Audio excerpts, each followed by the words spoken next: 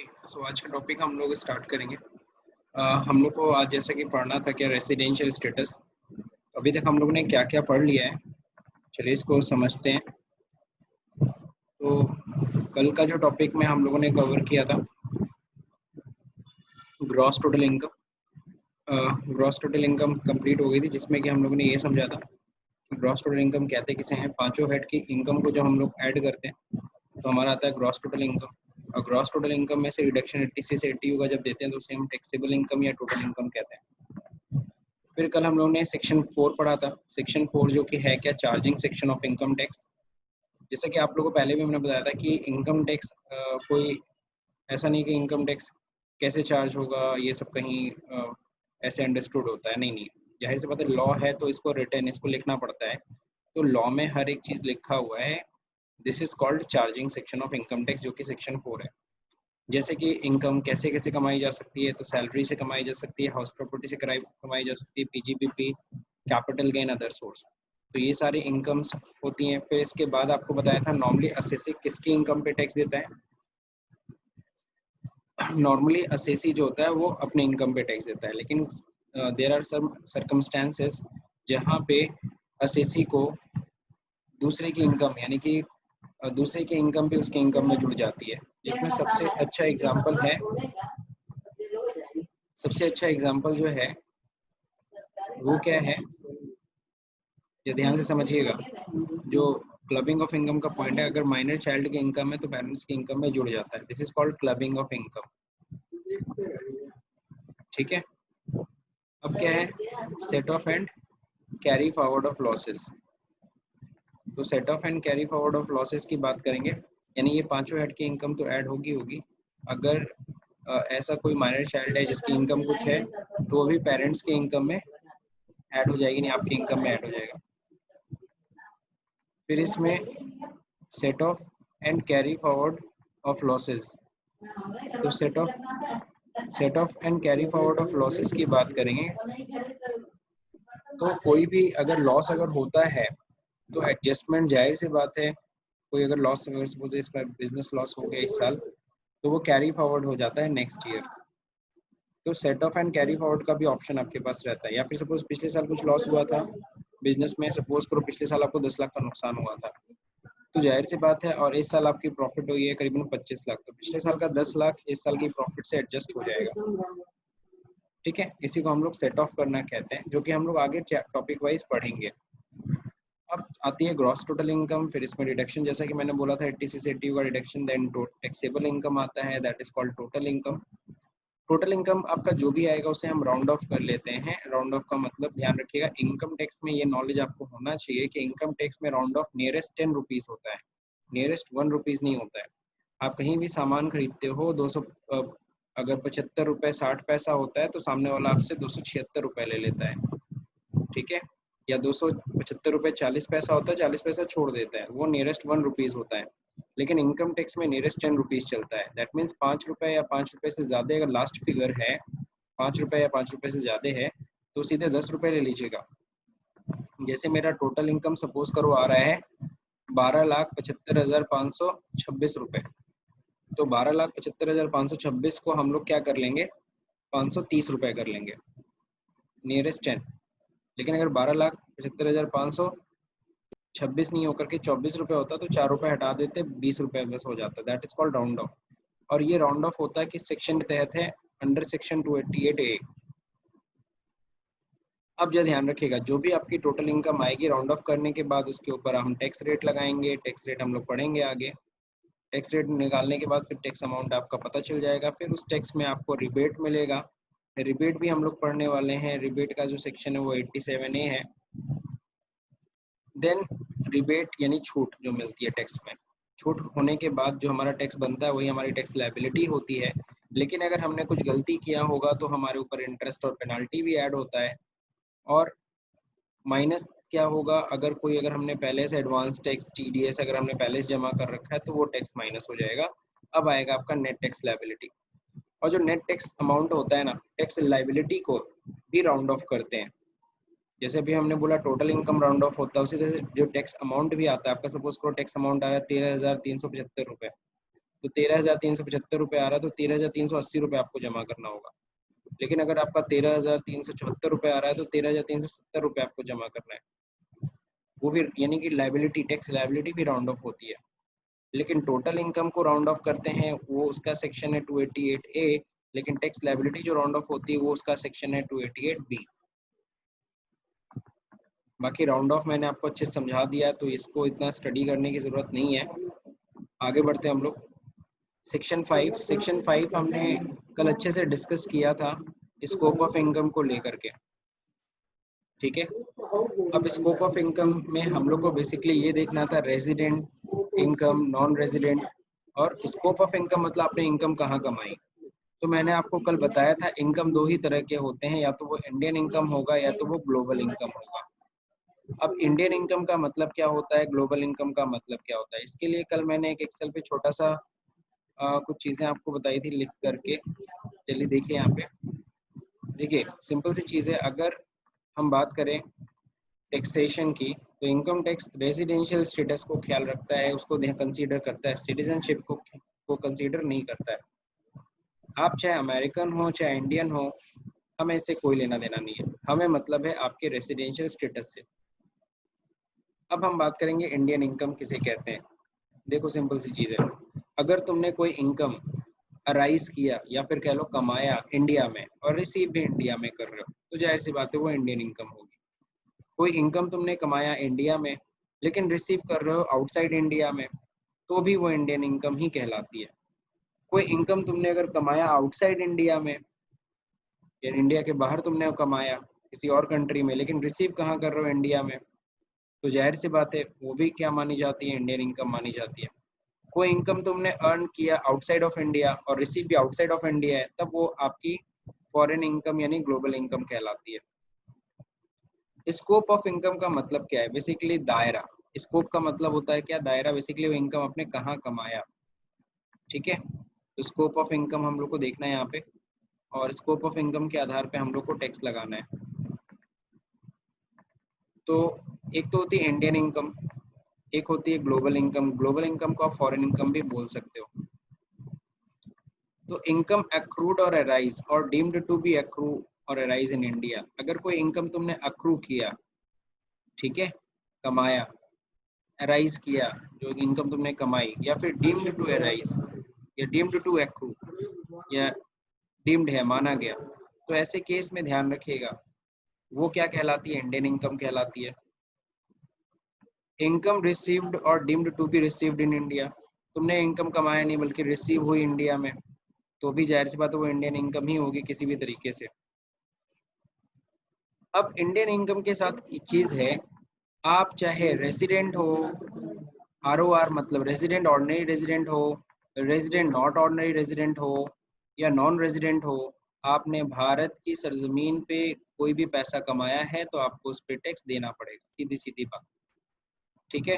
तो Indian income में आप देख रहे हो, चाहे रेजिडेंट, चाहे नॉट ऑर्डिनरी रेजिडेंट, चाहे non resident, you have to pay the taxes, ठीक है, वो टैक्सेबल इनकम है। अब हम बात करेंगे ग्लोबल इनकम की, जो आउटसाइड ऑफ इंडिया आपने कमाया। तो यहाँ तो लिखा भी है इनकम अक्रू और अराइज आउटसाइड ऑफ इंडिया।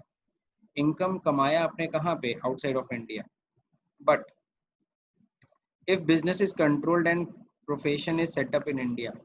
लेकिन ध्यान रखिएगा, भले वो कमाया बाहर, लेकिन वो जो बिजनेस है वो सेटअप कहाँ है, इंडिया में। जैसे फॉर एग्जांपल आप SCL में काम कर रहे हो, SCL सॉफ्टवेयर बनाती है। अब क्या है, SCL कंपनी का हेड ऑफिस, जाहिर सी बात है HCL इंडिया की कंपनी है।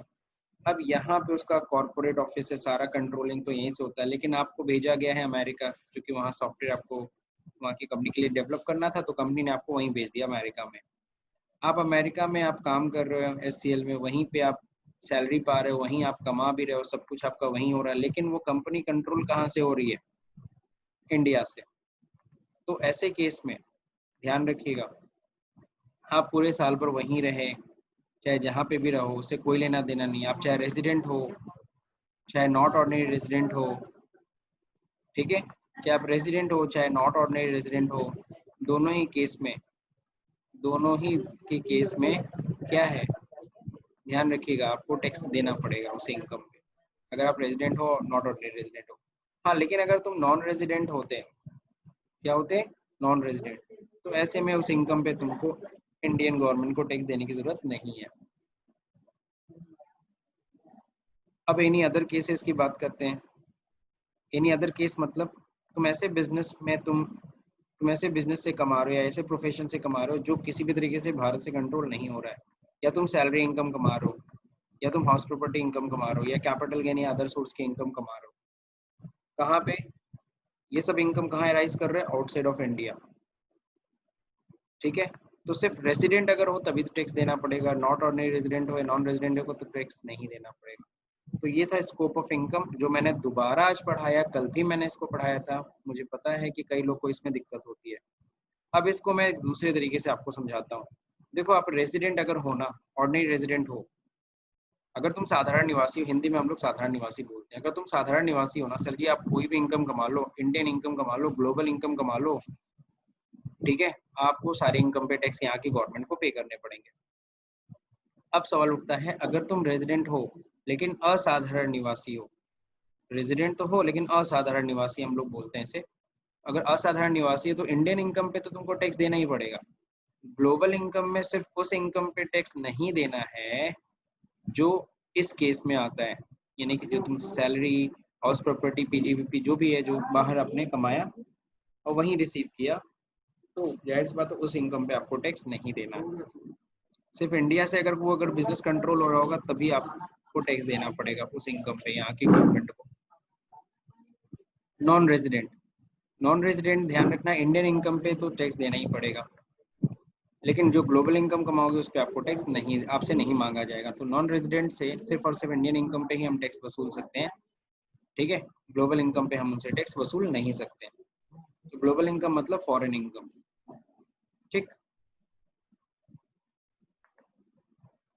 आज हम लोग को बेसिकली पढ़ना था स्टेटस ऑफ एन असेसी, जो हमने ऑलरेडी कल कवर किया था। स्टेटस क्या होते हैं किसी भी असेसी के? असेसी मतलब टैक्स पेयर। दो स्टेटस होता है, एक लीगल स्टेटस होता है, एक रेसिडेंशियल स्टेटस होता है। लीगल स्टेटस देखो किसे कहते हैं। लीगल स्टेटस मतलब हम इसलिए पता करते हैं असेसी का ताकि उसका टैक्स रेट डिफाइन कर सकें। देखो, आप इंडिविजुअल हो, एचयूएफ हो, कंपनी हो तो टैक्स का रेट अलग होता है, इंडिविजुअल हो गए तो टैक्स का रेट अलग होता है। मतलब आपकी लीगल स्टेटस से आपके टैक्स के रेट के ऊपर सीधा सीधा अफेक्ट पड़ेगा। तो अगर आप गलत लीगल स्टेटस आपने अगर शो किया तो आपको गलत टैक्स देना पड़ सकता है। तो इसलिए सही लीगल स्टेटस आइडेंटिफाई करना जरूरी है। अब देखिए, रेसिडेंशियल स्टेटस की बात हो रही है। रेसिडेंशियल स्टेटस का मतलब क्या होता है?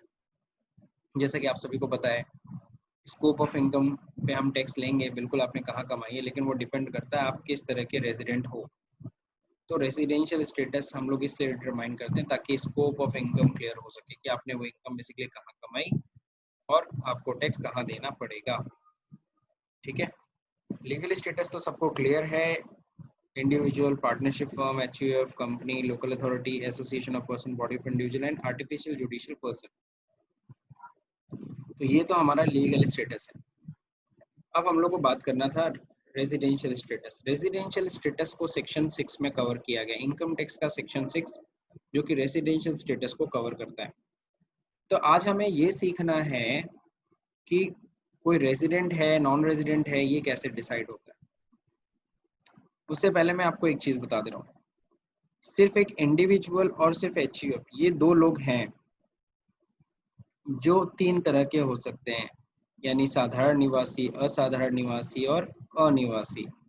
लेकिन अगर हम बाकी की बात करें, यानी कि अगर हम पार्टनरशिप फर्म की बात करें, अगर हम कंपनी की बात करें, लोकल अथॉरिटी की बात करें, इनकी बात करें, यानी इन दो को छोड़ दो बस, इंडिविजुअल एचयूएफ, तो ये सिर्फ दो ही तरह के होते हैं। या तो वो कंपनी या फर्म या तो निवासी होती है तो अनिवासी होती है, वो असाधारण निवासी नहीं होती है। इस चीज का ख्याल रखिएगा। तो सबसे पहले जो हम लोग को पढ़ना है residential status. Residential status of, हम लोग क्या पढ़ने वाले हैं, इंडिविजुअल एंड एचयूएफ, ठीक है। तो हम लोग residential status of individual and HUF हम लोग पढ़ रहे हैं, इसको हम लोग पहले समझते हैं, ठीक है। सबसे पहले हम लोग बात करेंगे रेसिडेंट और नॉन रेजिडेंट। तो रेजिडेंट में दो तरह के रेजिडेंट है, एक साधारण और एक असाधारण। तो चलिए अब हम लोग समझते हैं। नहीं, अब देखिए यहाँ पे रेजिडेंट, ऑर्डिनरी रेजिडेंट की बात करेंगे हम लोग। कोई बंदा रेजिडेंट कब होगा, साधारण निवासी कब होता है, कब वो असाधारण निवासी होता है, ये कैसे हम पता करेंगे। चलिए इसके लिए मैंने आपके लिए एक चार्ट बना के रखा हुआ है, इसको ध्यान से समझिएगा। कंडीशन फॉर रेजिडेंशियल स्टेटस, कुछ कंडीशंस होते हैं जिन कंडीशंस को हमें समझना होगा और उन्हीं कंडीशंस के आधार पे हम ये डिसाइड कर सकते हैं कि बंदा रेजिडेंट है कि नॉन रेजिडेंट है। लेकिन अभी आप ये मत डिसाइड करिएगा, पहले आप कंडीशंस को समझिए। हमें पहले कंडीशन की को अंडरस्टैंड करना है, कंडीशन को समझना है। जब आप कंडीशन समझ जाओगे देन मैं आपको बताऊंगा कैसे डिसाइड होगा कि बंदा रेजिडेंट ऑर्डिनरी है कि नॉट ऑर्डिनरी है कि ये नॉन रेजिडेंट है। तो चलिए पहले कंडीशन समझते हैं जो कि रेसिडेंशियल स्टेटस के लिए बनाई गई है। इसमें दो कंडीशन आती है। देखो मैंने पहला ग्रीन सेट किया है, दूसरा ब्लू सेट किया हुआ है। तो पहले ग्रीन, पहले प्राइमरी कंडीशन की हम बात करेंगे, देन सेकेंडरी कंडीशन की बात करते हैं। जैसे आप लोगों ने कंप्यूटर में पढ़ा होगा, कंप्यूटर में दो तरह की मेमोरी होती है, एक प्राइमरी मेमोरी, एक सेकेंडरी मेमोरी। इवन दो आपके मोबाइल में भी होती है primary memory and secondary memory. तो अगर प्राइमरी मेमोरी की बात करें, जब हम कंप्यूटर की बात करते हैं तो वहाँ रैम की बात करते हैं, और सेकेंडरी मेमोरी मतलब जब हार्ड डिस्क की बात कर रहे होते हैं या पेन ड्राइव की बात करें या इस तरह के डिवाइसेस की बात कर रहे हो। तो कोई भी डेटा जब हम कंप्यूटर में टाइप कर रहे होते हैं वो सबसे पहले प्राइमरी मेमोरी में यानी रैम में जाता है। जब हम उस, मान लो कोई फाइल मैंने खोली XYZ और उसको मैं बैठ के कुछ काम कर रहा हूँ, कुछ टाइप कर रहा हूँ, वो सब प्राइमरी मेमोरी में ही जाती है। जब मैं वहां से उसको सेव करता हूँ ना, तब वो जाती है सेकेंडरी मेमोरी। सवाल उठता है सर मैं रेसिडेंशियल स्टेटस पढ़ा रहे हैं आप, फिर कहाँ से कंप्यूटर की बात कर रहे हैं।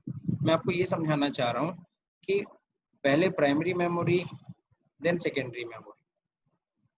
अगर किसी ने प्राइमरी कंडीशन कंप्लीट ही नहीं किया, हम सेकेंडरी में जा ही नहीं सकते।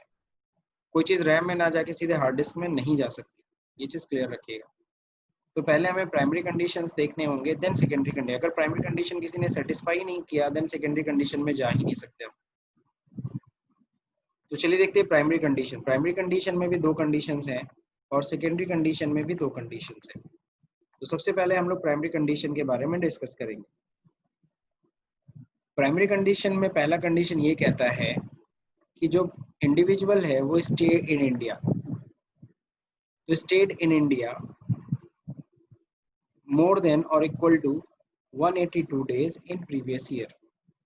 यानी जो भी पर्सन है वो भारत में रहा हो ठीक है, इंडिविजुअल की बात कर रहे हैं अगर, तो स्टेड इन इंडिया 182 डेज और more in previous year. Previous year में हम, जाहिर सी बात है इनकम टैक्स हम किस पे लगाते हैं, प्रीवियस ईयर कह लो, फाइनेंशियल ईयर पे। तो प्रीवियस ईयर में अगर प्रीवियस ईयर 18-19 है, या सॉरी 19-20 अगर है प्रीवियस ईयर, तो 19-20 में प्रीवियस ईयर में आप 182 दिन या उससे ज्यादा भारत में रहे हो।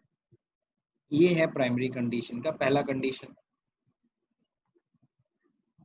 दूसरा प्राइमरी कंडीशन जो है वो ये है कि आप, अच्छा ठीक है, अगर आप 182 दिन नहीं रहे हो तो ये देख लो कि आप क्या हो, state in India sorry, state in India 60 days और मोर इन प्रीवियस ईयर। यानी आप प्रीवियस ईयर में 60 दिन एटलीस्ट भारत में रहे हो, 60 या 60 दिन से अधिक भारत में रहे हो, और एंड लगा है, एंड मतलब साथ ही साथ 365 दिन रहे हो या उससे ज्यादा दिन रहे हो प्रीवियस ईयर के पहले के 4 सालों में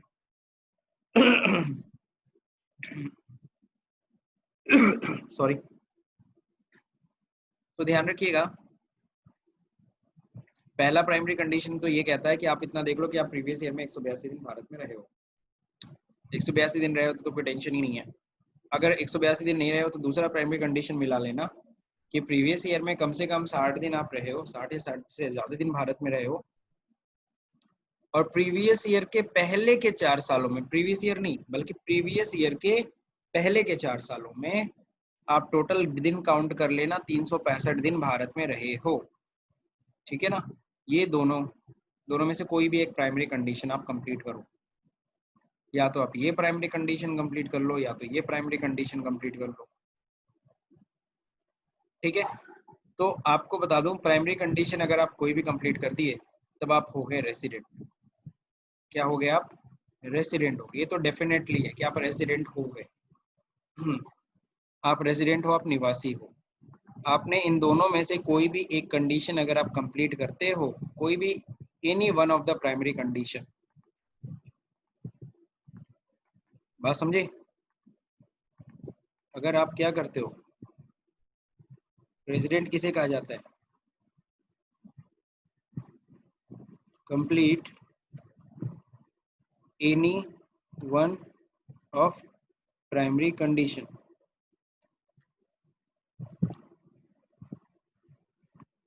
कोई भी एक प्राइमरी कंडीशन अगर तुमने कंप्लीट किया तो आप क्या हो गए? आप रेजिडेंट हो गए। ये तो क्लियर है, ठीक है? तो ये चीज क्लियर रखिएगा कि अगर आपने कोई भी complete any one of the primary condition then you are a resident. Definite हो गया। सर नॉन रेजिडेंट बहुत आसान है। नॉन रेजिडेंट किसे कहेंगे, जरा समझते हैं इसको।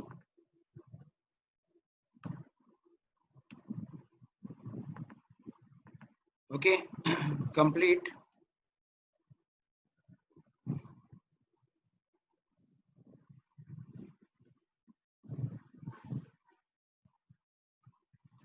None of primary condition. मतलब समझे, अगर आपने कोई भी प्राइमरी कंडीशन अगर आपने कंप्लीट नहीं किया तो सीधी सीधी बात है सर कि आप क्या हो? आप नॉन रेजिडेंट हो। तो रेजिडेंट और नॉन रेजिडेंट में ये फर्क समझ में आया सब लोग को? क्लियर हुआ? सर तो प्राइमरी कंडीशन सेकेंडरी कंडीशन कितना आसान है। प्राइमरी कंडीशन सेकेंडरी कंडीशन कितना आसान है। और उसी में बस बता दिया है कि अगर आपने कोई भी प्राइमरी कंडीशन, एक भी प्राइमरी कंडीशन आपने कंप्लीट कर दी तो आप रेजिडेंट हो गए। आपने एक भी प्राइमरी कंडीशन कंप्लीट नहीं की तो सर जी आप सेकेंडरी कंडीशन पे जाइएगा ही मत, सेकेंडरी कंडीशन देखिएगा ही मत, और सीधा सीधा आप अपने आप को क्या बोल दीजिए, नॉन रेजिडेंट है आप। क्योंकि आपने देखा, क्या देखा कि state 182 days 60 days previous year में और प्रीवियस ईयर के पहले 4 साल में 365 दिन। अगर आपने 182 दिन कंप्लीट कर लिया तो बहुत अच्छी बात है। अगर 182 दिन नहीं कंप्लीट होता तो ये वाला कंडीशन देख लीजिएगा, कम से कम 60 दिन रहे हो प्रीवियस ईयर में और प्रीवियस ईयर के पहले के 4 सालों में 365 दिन रहे हो। अगर हम लोग अपनी बात करें, जितने लोग इस समय लगे हुए हैं, जैसे लाइक शिवांगी है, अलाइना है, अनूप है, ओके,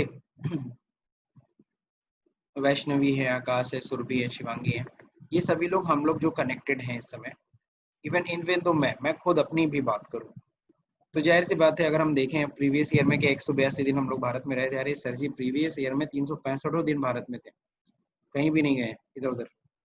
हाँ, चले गए होंगे नेपाल में 1-2 दिन, उसका छोड़ दो, ठीक है?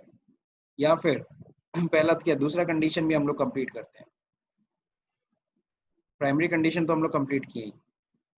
तो जाहिर सी बात है अगर हम लोगों ने प्राइमरी कंडीशन कंप्लीट किया है तो हम क्या हैं? हम रेसिडेंट है, ये तो क्लियर हो।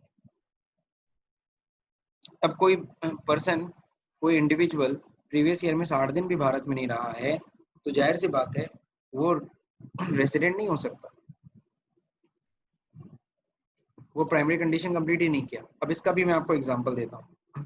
बहुत सारे आप ही लोग के कुछ रिलेटिव्स होंगे जो फॉरेन में काम कर रहे हैं, विदेश में, कोई दुबई है, कोई सऊदी है, कोई कहीं है, वहां रह करके वो लोग कमा रहे हैं और इंडिया में पैसे भेज रहे हैं, ध्यान रहे। अब क्या होता है, उन्हें छुट्टी मिलती है 30 से 40 दिन या 50 दिन की छुट्टी मिलती है, वो भारत में आते हैं, 30 से 40 दिन रहते हैं और फिर चले जाते हैं अपनी कंट्री में। फिर मतलब सॉरी, अपनी कंट्री नहीं बल्कि फिर जॉब जहाँ करना है वहाँ फिर दुबई चले जा रहे हैं। तो अगर ऐसा बंदा अगर भारत में आता है और 30 से 40 दिन भारत में रहता है, वो 60 दिन भी नहीं रह पाया ना प्रीवियस ईयर में, वो है तो सिटीजन इंडिया का, लेकिन वो जाहिर सी बात है वो 60 दिन भी भारत में नहीं रह पा रहा है, उसको जाना पड़ जा रहा है हर साल, 30 या 40 दिन की छुट्टी लेता आता है और फिर चला जाता है। तो जाहिर सी बात है वो कोई प्राइमरी कंडीशन नहीं कंप्लीट कर पाता, इसका मतलब है वो नॉन रेजिडेंट है। वो क्या है?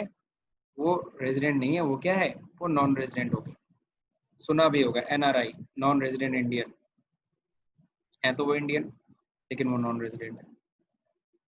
ठीक,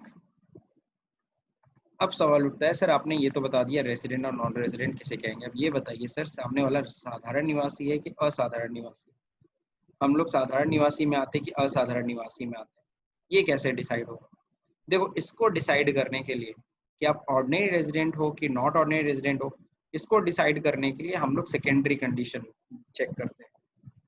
सेकेंडरी कंडीशन सिर्फ और सिर्फ चेक किस लिए करना है कि आप ऑर्डिनरी रेजिडेंट हो कि नॉट ऑर्डिनरी रेजिडेंट हो, वो सिर्फ इस चीज को क्लियर कर पाएगा। ठीक, तो अब हमने किसी एक प्राइमरी कंडीशन को तो कंप्लीट कर लिया। अब बताइए सर हम लोग साधारण निवासी की असाधारण निवासी, चलिए पहले पहले तो सेकेंडरी कंडीशन समझिए, सेकेंडरी कंडीशन है क्या। तो मैं पहले ये वाला समझा दे रहा हूँ, सेकेंड वाला पहले। स्टेट इन इंडिया, भारत में रहे हो 730 दिन या उससे ज्यादा इन 7 ईयर बिफोर प्रीवियस ईयर, यानी प्रीवियस ईयर के पहले के 7 सालों में। अगर प्रीवियस ईयर हमारा 19-20 है, 19-20 से पहले के 7 साल आप देखो, और उन 7 सालों में सारे डेज काउंट करना जितने दिन तुम भारत में रहे हो, और उन सभी को काउंट करके टोटल 730 दिन भारत में रहे हो क्या। अगर 730 या उससे ज्यादा होता है, बहुत अच्छी बात है, एक तुमने सेकेंडरी कंडीशन कंप्लीट कर ली। अब दूसरी सेकेंडरी कंडीशन की बात करते हैं। ही मस्ट बी रेसिडेंट, ये स्टेट की, देखो यहाँ पे देखो स्टे स्टे स्टे, यहाँ स्टे की बात नहीं कर रहा है, यहाँ क्या कह रहा है, he must be resident for 2 year in 10 year before previous year. इस बार स्टे की बात नहीं कर रहा है, काउंट रहने का दिन उन काउंट नहीं करना है, रहने के दिन नहीं काउंट करने। इस बार क्या देखना है, इस बार ये देखना है कि state he must be resident, अब क्या होने चाहिए, आप रेसिडेंट होने चाहिए। प्रीवियस ईयर के पहले के 10 सालों में किसी भी 2 साल तुम क्या हो, तुम रेसिडेंट हुए हो। अगर तुम रेसिडेंट हो तब ठीक है, यानी कि प्रीवियस ईयर के पहले के 10 सालों में तुमने किसी भी 2 साल में कोई भी एक प्राइमरी कंडीशन कंप्लीट कर दी थी, ठीक है, तब तुम क्या रहे होगे, तुम एज अ रेसिडेंट रहे हो। तो ये है सेकेंडरी कंडीशन। ठीक, तो बात जरा समझिएगा। अब अगर आप क्या हो, आप रेजिडेंट हो, आपने एक प्राइमरी कंडीशन कंप्लीट कर लिया, आपको साधारण निवासी कब कहा जाएगा, आपको साधारण निवासी तब कहा जाएगा अगर आप, ठीक है ना, both the secondary condition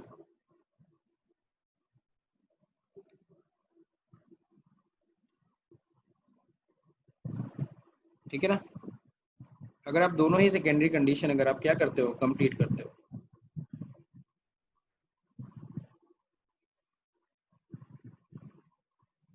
sorry, मैंने एक चीज गलत लिख दी यहाँ पे।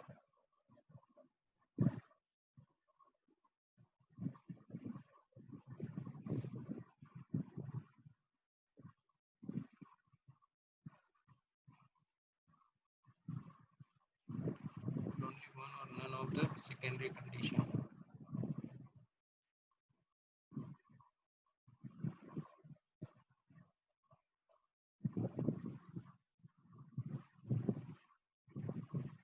चलिए देखिए आप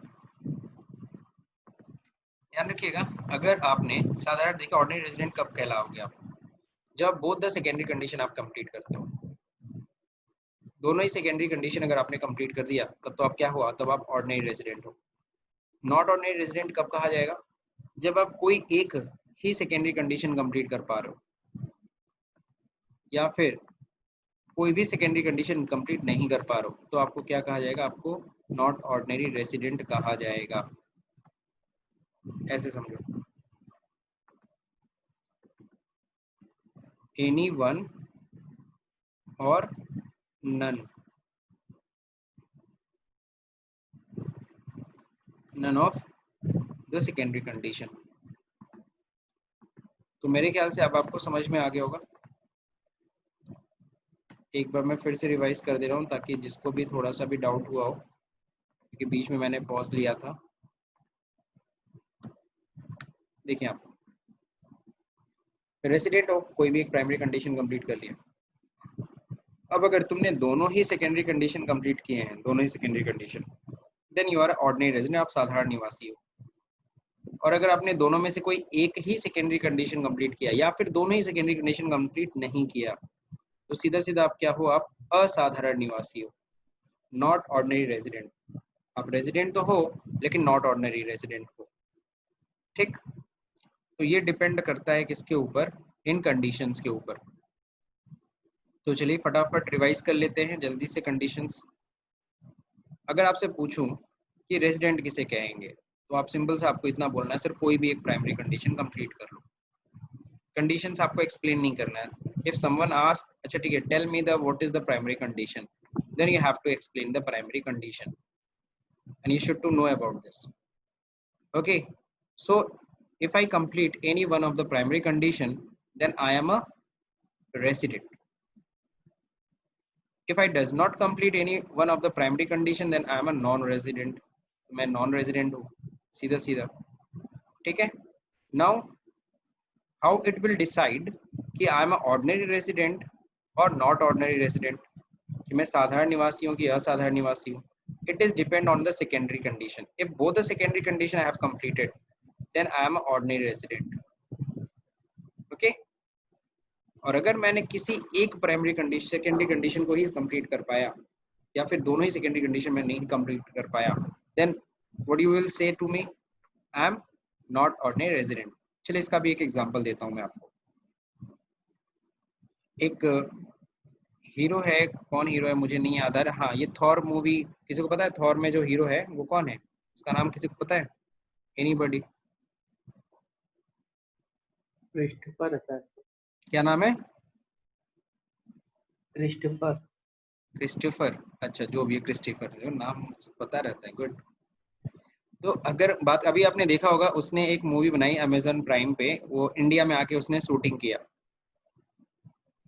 बंगाल में, ठीक है ना, वेस्ट बंगाल आया था, उसने शूटिंग किया था, शूटिंग करके चला गया। सपोज करते हैं कि क्रिस्टोफर आया इंडिया में, उससे पहले कभी इंडिया नहीं आया था, और वो इंडिया में आया था और शूटिंग करीबन उसने 182 दिन से ज्यादा की, यानी कि उसने एक प्राइमरी कंडीशन, करीबन 200 दिन की उसकी शूटिंग थी, उसने इंडिया में शूटिंग कंप्लीट की।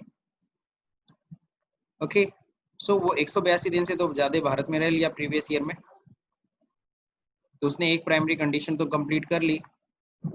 अब बताओ वो है क्या, उसको तुम क्या बोलोगे? वो रेजिडेंट तो हो गया, रेजिडेंट हो गया ना? Yes sir. अब ये बताओ वो ऑर्डिनरी रेजिडेंट है कि नॉट ऑर्डिनरी रेजिडेंट है? क्योंकि इससे पहले वो कभी भारत आए नहीं, मैंने साफ साफ बोल दिया। तो क्या कोई भी सेकेंडरी कंडीशन वो कंप्लीट कर पाएगा? नहीं सर। नहीं कर पाएगा, जी हाँ। और कोई भी सेकेंडरी कंडीशन नहीं कंप्लीट कर पा रहा है, इसका मतलब वो क्या है, वो नॉट ऑर्डिनरी रेजिडेंट कहलाएगा। तो सर अब ये तो हमें समझ में आ गया कौन रेसिडेंट है, हम सभी लोग रेसिडेंट हैं, वो भी साधारण निवासी है। क्रिस्टोफर हो गया नॉन रेजिडेंट हो गया, सॉरी नॉट ऑर्डिनरी रेजिडेंट हो गया। फिर हमने ऐसे लोगों की बात की, ऐसे अंकल लोग की बात की जो, या कोई ऐसे भाई लोग की बात की जो विदेश में रह रहे हैं, वहाँ कमा रहे हैं, यहाँ पे पैसे बस भेज देते हैं, है ना, अपनी फैमिलीज को, और आते हैं 30-40 दिन भारत में रहते हैं। तो जाहिर से बहुत वो क्या है, वो नॉन रेजिडेंट है। वो क्या है, नॉन रेजिडेंट। हमने तीनों कैटेगरी देख ली। अब एक बार दोबारा आप इस चार्ट पे आ जाइए, अब बताइए, अब आपको चीजें मेरे ख्याल से समझ में आनी चाहिए। जो नॉन रेजिडेंट है ना, जो हम अंकल की बात कर रहे थे या अपने भाई लोग की बात कर रहे थे, जो विदेश में रह के काम कर रहे हैं, वहीं कमा रहे हैं, वहीं रह रहे हैं पूरा साल, मुश्किल से 30-40 दिन के लिए भारत में आते हैं अपनी फैमिली से मिलने, फिर चले जाते हैं, तो वो लोग नॉन रेजिडेंट हैं सर। वो अगर इंडिया में उनकी कोई इनकम अगर होगी तभी टैक्स देंगे, और जो भी विदेश में वो लोग कमा रहे हैं, जो भी विदेश में कमा रहे हैं, चाहे वो बिजनेस इंडिया में कंट्रोल हो रहा हो, कहीं भी कंट्रोल हो रहा हो, सर जी जो भी उन्होंने ग्लोबल इनकम कमाई, वहीं कमाया वहीं रिसीव किया, सर जी वो पूरी तरीके से उस पर उन्हें टैक्स नहीं देना। वहाँ की गवर्नमेंट उनसे टैक्स लो, वो बात की बात है, और वहाँ की गवर्नमेंट उनसे क्या करती है वो वहाँ, वो देश जाने। हम तो भैया इनकम टैक्स एक्ट 1961 इंडिया का पढ़ रहे हैं, ठीक है। तो ये अंकल की बात हो गई। अब हम बात करेंगे क्रिस्टोफर की, जो हीरो है थॉर वाला। अब उसके साथ क्या होगा, वो इंडिया में 200 दिन रहा ना, तो जितना भी यहाँ कमाया, यहाँ की शूटिंग किया होगा, यहाँ पे उसको इनकम मिली होगी जो भी, वो पूरी तरीके से क्या है टैक्सेबल इनकम है, उस पर इंडियन गवर्नमेंट टैक्स लेगी। इवन दो अगर कोई ऐसे बिजनेस या कोई ऐसे प्रोफेशन में उसने काम कर लिया, क्रिस्टोफर आया था यहाँ पे भी किसी कोई मान लो धर्मा प्रोडक्शन की कोई मूवी थी, उसमें भी कुछ सीन उन करना था, उसने उसमें भी कर लिया, उससे भी कुछ कमा लिया। तो अगर कोई भी ऐसा भले उसको मिले आउटसाइड ऑफ इंडिया, बट वो चूंकि कंट्रोल्ड इंडिया से हो रही है, तो उस इनकम पे भी उसको टैक्स देना पड़ेगा यहाँ की गवर्नमेंट को, उस प्रीवियस ईयर में, सिर्फ जिस प्रीवियस ईयर में वो रेसिडेंट रहा, not ordinary. Any other case अगर होता, मान लो अब क्या है, क्रिस्टोफर की उस साल 1920 में, जिस साल वो भारत में एज अ रेसिडेंट रह लिया, उस साल उसको विदेश में कुछ हाउस प्रॉपर्टी इनकम होती है, उसका मान लो घर है अमेरिका में, वहाँ से कुछ हाउस प्रॉपर्टी इनकम होती है, कहीं कैपिटल गेन उसने कमाया, कहीं अदर सोर्स की इनकम भी उसकी हुई वहाँ पे, उस इनकम पे इंडियन गवर्नमेंट टैक्स नहीं ले सकता, वहाँ की गवर्नमेंट जाने। ठीक है, ये चीज क्लियर रखना। अब अगर हम लोग बात करते हैं किसकी, कहाँ पे थे हम लोग, हाँ, अब रेसिडेंट की बात करते हैं, हम लोग की बात करते हैं। हम लोग इंडियन इनकम जो कमा रहे हैं उस पर तो टैक्स देंगे ही देंगे, वो तो इनकम में जुड़ेगी जुड़ेगी। साथ ही साथ अगर हमने कोई भी ऐसे इनकम कमाई जो ग्लोबल इनकम है, जो विदेश में हमने कमाई बट रिसीव कहीं भी हो, विदेश, मान लो मेरा जापान में मेरे पास घर है, मान लो 2 मिनट के लिए, जापान में मेरे पास घर है, मैंने उसको किराए पे रखा है, वहां से मेरे को इनकम आती है, सर उस इनकम पे भी मुझे टैक्स देना पड़ेगा। तो ये 3 लोगों का मैंने आपको कंडीशंस और स्कोप ऑफ इनकम समझा दिया, रेसिडेंट, नॉन रेसिडेंट। मेरे ख्याल से आप लोग को ये टॉपिक समझ में आया होगा, यस सर। है ना।